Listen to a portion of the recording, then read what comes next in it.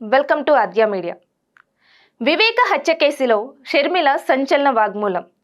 వివేకకు ticket వస్తే వారి ఉనికికే ఇబ్బంది, అందుకే చంపించారని మాకొచ్చిన సమాచారం.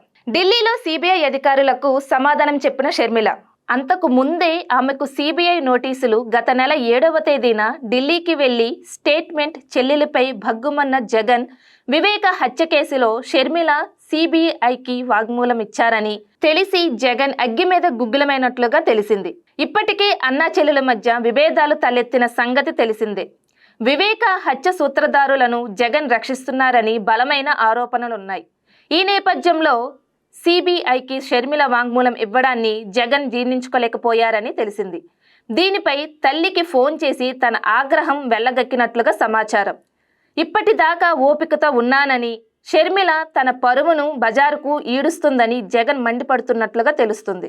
అవినీతి జరిగిందని సిబిఐకి ఫిర్యాదు చేశారు. తన ఫిర్యాదుపై సిబిఐ స్పందించి డిఐజీ స్థాయి అధికారికి ఈ అంశాన్ని అప్పగిస్తున్నట్లుగా తెలిపిందన్నారు. అయితే అదే రోజున ఆమె వైఎస్ వివేకానందరెడ్డి హత్య కేసులో వాంగ్మూలం ఇచ్చినట్లు తెలిసింది. సిబిఐ వర్గాల కథనం ప్రకారం వివేక హత్య కేసులో తనకు తెలిసిన సమాచారం ఇవ్వాలంటూ వైఎస్ షర్మిలను కోరారు. వాంగ్మూలం ఇవ్వాలంటూ నోటీస్ కూడా ఇచ్చారు. తాను తెలంగాణలో పాదయాత్ర చేస్తున్నానని, వీలు చూసుకొని వస్తానని షర్మిల సమాధానం చెప్పారు. వాంగ్మూలాన్ని కడపకు వచ్చే ఇవ్వాలని ఆమె అడగ్గా కడప లేదా ఢిల్లీలోని తన కార్యాలయంలోనైనా ఇవ్వవచ్చని సిబిఐ అధికారులు తెలిపారు. గత నెల 7వ తేదీన ఢిల్లీలో సిబిఐ కార్యాలయానికి వెళ్లి వివేక హత్య కేసుకు సంబంధించిన వాంగ్మూలాన్ని ఇచ్చారు. తమకున్న సమాచారం ప్రకారం వివేక్ను అవినాష్ రెడ్డి, భాస్కర్ రెడ్డి చంపించారని వాంగ్మూలంలో తెలిపారు.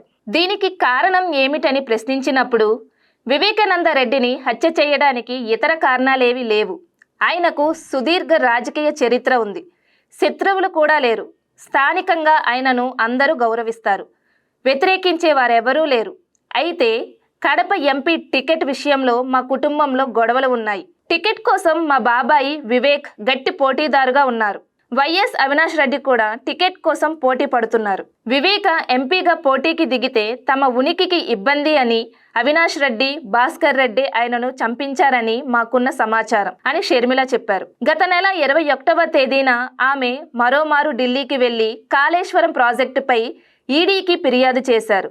అప్పుడు మీడియాతో కూడా మాట్లాడారు.